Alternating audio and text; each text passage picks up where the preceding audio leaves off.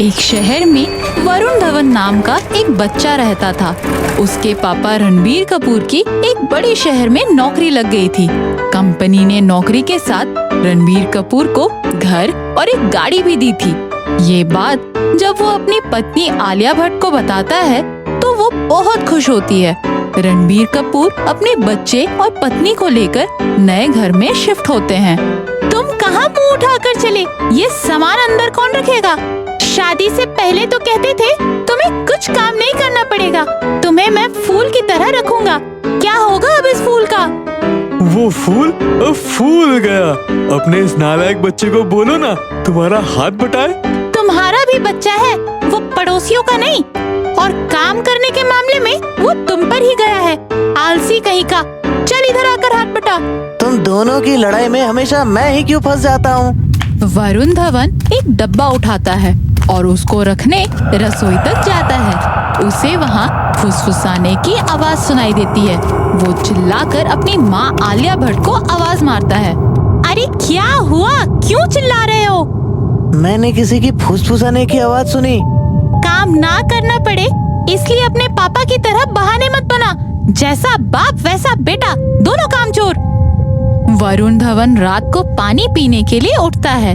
जैसे ही वो कमरे की तरफ देखता है वो चौंक जाता है। वहाँ एक आदमी और एक औरत आपस में लड़ रहे होते हैं। वरुण उनको देखकर डर जाता है और उनसे पूछता है, आप लोग कौन हैं? हमारे घर में क्या कर रहे हैं? तुम हमें देख सकते हो? हाँ। तुम हमें सुन भी सकते हो? हाँ हाँ। तुम हमें देख और सुन सकते हो?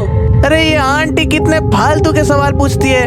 बेटा ये शुरू से ही ऐसी है, मैं तो बहुत सालों से झेल रहा हूँ इसे। अच्छा तो आप झेल रहे हैं मुझे, और वो जो मैं रोज रात को आपको नए नए खाने के लिए बच्चे लाकर देती हूँ, कितनी चुन चुन कर स्वादिष्ट स्वादिष्ट बच्चे लेकर आती हूँ, वो भूल गए आप? और वो जो आपको खाने के बाद खूनी शरबत पीने की आदत है, वो? तुम्हें अपनी जुबान पर जरा भी कंट्रोल नहीं है ना? सब बक गया ना उसके सामने। तो आप दोनों भूत और चुड़ैल हैं? चिल्लाना मत, नहीं तो हम तुम्हें खा जाएंगे। एक बात बताओ, तुम्हारे पापा का नाम रणबीर कपूर और तुम्हारा वरुण धवन क्यों? वो मम्मी को शिखर धवन बहुत पसंद है ना, इसलिए। अगर तुम हमारे बारे में मम्मी पापा को नहीं बताओगे तो हम तुम्हें कुछ नहीं कहेंगे। पक्का? हाँ, पर एक और रीजन है। वो क्या? मुझे भी शिखर धवन बहुत पसंद है। हाय उसकी बैटिंग। ठीक है अंकल आंटी। अंकल आंटी कौन? Call us Virat and Anushka. Uncle aunty is too old fashion. अगली रात वरुण धवन फिर उसी वक्त उठता है और उनको उसी जगह बैठे हुए देखता है। वो दोनों आपस में लड़ रहे होते हैं। आप लोग मेरे मम्मी पापा की तरह हमेशा लड़ते ही क्यों रहते हैं? बेटा शादीशुदा जीवन का यही सच है। मानेवर की शेरवानी से शुरुआत होती है और आदमी फटी बनियान तक पहुंच जाता है। आदमी तो मरकर भूत बन जाता है, मगर औरत जिंदा भी चुड़ैल और मरकर भी चुड़ैल ही रहती है। अच्छा, चुड़ैल बनकर भी मैंने अपनी फिगर कितनी मेंटेन की है। इसकी माँ आलिया की तरह गोल मटोल नहीं। चलो जल्दी करो, रात के डिनर का इंतजाम करने नहीं जाना है क्या? सुना है पड़ोस में बड़े स्वादिष्ट बच्चे आए हैं और आकर मुझे तुम्हारे लिए खूनी शरबत भी बनाना है। उसके बिना तुम्हें गैस हो जाती है और सारी रात मुझे परेशान करते हो। वरुण धवन को इन दोनों की बातें सुनकर मजा आने लगता है। शहर में नए होने के कारण उसका अभी कोई दोस्त भी नहीं होता, तो सोचता है इन्हीं के साथ टाइम पास किया जाए। अगर आज रात के खाने का इंतजाम मैं कर दूं, तो आपको बाहर खाने की जरूरत नहीं पड़ेगी और हम मिलकर बहुत सारे गप्पे भी मार सकते हैं। वैसे हमारे घर भिंडी की सब्जी, दाल और चावल भी पड़े हैं, और अगर आप चाहे तो मैं आपको 2 मिनट में मैगी बनाकर खिला सकता हूँ। मैगी तो बेटा मेरी पूरी जिंदगी बीत गई, पर आज तक कमबख्त मैगी 2 मिनट में नहीं बनी। और मैगी से हमारा क्या होगा? हमें तो ताजा ताजा स्वादिष्ट बच्चे चाहिए। मुझे भिंडी की सब्जी चलेगी, मेरा आज रात बाहर जाने का बिल्कुल मन नहीं है। आलसी कहीं के कामचोर। वो दोनों भिंडी की सब्जी और दाल चावल खाकर बहुत खुश होते हैं। वो तुम्हारी मम्मी तो बहुत अच्छा खाना बनाती है। अरे मम्मी तो बस सेल्फी के लिए मुंह ही बनाती है, खाना तो पापा ने बनाया है। मम्मी के हाथ का खाना खाओगे तो आप फिर से मर जाओगे। देखा उसका पति कितना काम करता है। अब बस भी करो आपस में लड़ना। अनुष्का, कल अपने बैग पैक कर लेना, हमें कल नया खाली घर भी ढूंढना है। नया घर? वो किस लिए? We like our privacy. हमें नहीं पसंद किसी के साथ रहना, तो ऐसे भी we are newly died couples. Varun Dhawan को उनके जाने की बात सुनकर दुख हुआ। वो चाहता था कि विराट और अनुष्का उसके साथ रहे। अगर रोज आपको ऐसा ही स्वादिष्ट खाना खाने को मिले और आपको खाना ढूंढने के लिए बाहर जाना ना पड़े, तो क्या आप रुक जाएंगे? विराट ये सुनकर बहुत खुश होता है। कुछ मेहनत ना करनी पड़े और खाना मिल जाए, इससे अच्छा और क्या हो सकता है। पर एक शर्त है, आज से पड़ोस के बच्चे खाना बंद और प्योर वेजिटेरियन खाना शुरू। और आपकी गैस के लिए मैं कायम चूर्ण दे दूंगा। खूनी शरबत पीने की कोई जरूरत नहीं है। वेजिटेरियन? ना बाबा ना, आई लव चिकन। ठीक है, कभी कभी मैं आपको बटर चिकन भी लाकर दे दूंगा। तो बोलो, मंजूर है? मंजूर है। अब तीनों साथ में हंसी खुशी रहने लगे और पड़ोस के बच्चे भी सुरक्षित हो गए।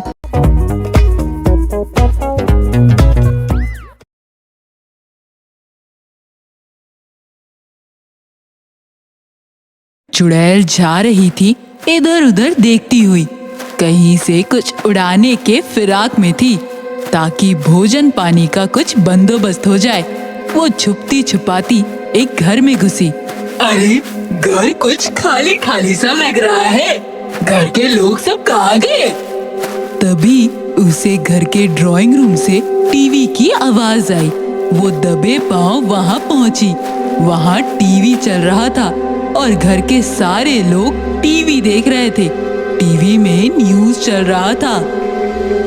अभी अभी का ताज़ा समाचार। चीन भारत की जमीन में चले आए तो भारत की सेना ने उन्हें खदेड़कर बाहर फेंक दिया। तो ये बात है, चीन ने घुसपैठ कर दिया। अभी मैं घर पहुंचती हूँ, अपनी चुड़ैलों वाली टीवी चलाकर देखती हूँ। ये चपटे नाक छोटी आंख वाले चीनी लोग क्या गुल खिला रहे हैं। वो भागी भागी अपने घर आ गई। अपना टीवी सेट निकाला, यानी कि एक खोपड़ी निकाली। उसके आंख वाले गड्ढे में उंगली डालकर घुमा दिया। खोपड़ी की आंखों से प्रोजेक्टर की तरह रोशनी निकलकर हवा में ही तस्वीर बनने लगी। उसमें दिख रहा था कि चीनी लोग एक एक तरफ से भारत की जमीन पर घुस रहे थे और फिर भारत की सेना से मार खाकर वापस जा रहे थे। चीनी लोग अपनी सेना को बढ़ाए जा रहे थे ताकि भारी मात्रा में वो भारत पर आक्रमण कर सके। तो धोखेबाज चीन अपनी आदत से बाज नहीं आ रहा है। मैं चुड़ैल हूँ तो क्या हुआ, मैं अपने देश के लिए कुछ भी कर सकती हूँ। भारत मेरा भी देश है, मरने से पहले भी मरने के बाद भी। चलती हूँ मैं लद्दाख की सीमा पर, जहाँ चीन अपनी चालबाजी किए जा रहा है। भारत माता की जय। ये कहकर चुड़ैल चल पड़ी सीमा पर। एक झाड़ू पर सवार हो गई और हवा में साए साए करती हुई पहुंच गई लद्दाख की सीमा पर। पलक झपकते ही लग जा झाड़ू मेरे, पहले चीनियों का तुझसे ही स्वागत करवा देती हूँ। जी भर के अपने स्वागत का भड़ास निकाल ले इन पर, दिखा दे इंडियन झाड़ू की मार। फिर चुड़ैल चिल्लाई, दे दनादन शुरू हो जा। फिर तो जैसे भूचाल आ गया। चीनी सैनिकों पर झाड़ू के मार की बौछार हो रही थी। वो समझ नहीं पा रहे थे कि मार जो उन्हें पड़ रही है वो कहाँ से पड़ रही है। मार खाकर वो अधमरे से पड़ गए। अब इनके जितने भी बंदूकें, तोप वगैरह हैं, उनको ठिकाने लगाने हैं। ये कहकर उसने छोटा सा कंकड़ उठाया, 2 फूंक मारे और डाल दिया गोलवान नदी के तेज बहते पानी में। दूसरे दिन चीनियों ने देखा उनके सारे बंदूकों तोपों में कंकड़ घुसकर जैम हो गए हैं। उन्होंने अपना सर पकड़ लिया। एक चीनी सैनिक अपने कमांडर से बोलता है, सर लगता है ये कोई भूतिया कांड हो रहा है। सर इंडिया के चुड़ैल बहुत ही खतरनाक होते हैं। इंडियन आर्मी की तरह ये इंडियन चुड़ैल भी इंडिया के लिए कुछ भी कर सकती है। सर मैं तो कहता हूँ हमारे चीनी झाड़ फूक उस्ताद बुलाया जाए, वही शायद कुछ कर सकता है। सही बात। अभी उस झाड़ फूक तांत्रिक को प्रेसिडेंट से कहकर बुलावा दो। हेलो प्रेसिडेंट सर, इधर सेना की हालत बदतर से बदतर होते जा रही है। इंडियन आर्मी से भी मार खाई, इंडियन चुड़ैल से भी बड़ी मार खाई। आप झाड़ फूक तांत्रिक को भेज दो सर। गधों के औलाद, इसके बाद भी अगर इंडियन आर्मी से शिकस्त खाई तो सबके सर मुंडवाकर मिर्ची का घोल डलवा दूंगा। अगले दिन झाड़ फूंक तांत्रिक चीनी खेमे में आ पहुंचा। आंखें एकदम सी मिची हुई। उसने आग जलाई और उसमें चाउमीन के नूडल्स डाले जा रहा था। जाओ नूडल्स, इंडिया की चुड़ैल को पकड़ लाओ। नूडल्स आग से उड़कर जाने लगे। चुड़ैल के पास पहुंचे। चुड़ैल गोरवा नदी के किनारे बैठी लद्दाख के वादियों में खोई थी। उसने नूडल्स को आते हुए देखा, समझ गई ये कोई चीनी तांत्रिक का काम है। उसने नूडल्स पकड़ पकड़ कर खाने शुरू कर दिए। बड़ा जायके वाला नूडल्स है रे, एकदम असली वाला चीनी नूडल्स। लेकिन अब तू उधर। उसने कुछ नूडल्स मुंह में लेकर फूंक मार दी। उसके मुंह से नूडल्स निकलकर वापस आकर चीनी तांत्रिक के गर्दन को जकड़ लिया। अरे बाप रे, मुझे बचाओ रे, मुझे नूडल्स की फांसी लग रही है भाई। चुड़ैल अपनी मुट्ठी कसती हुई चली गई। नूडल्स के फांसी का फंदा तांत्रिक के गले में कसता चला गया और आखिर चीनी तांत्रिक ने दम तोड़ दिया। चुड़ैल ने इंडियन आर्मी के खेमे में लगे भारतीय झंडे को सलाम किया और कहा, हर जान तुम पर कुर्बान। जय हिंद।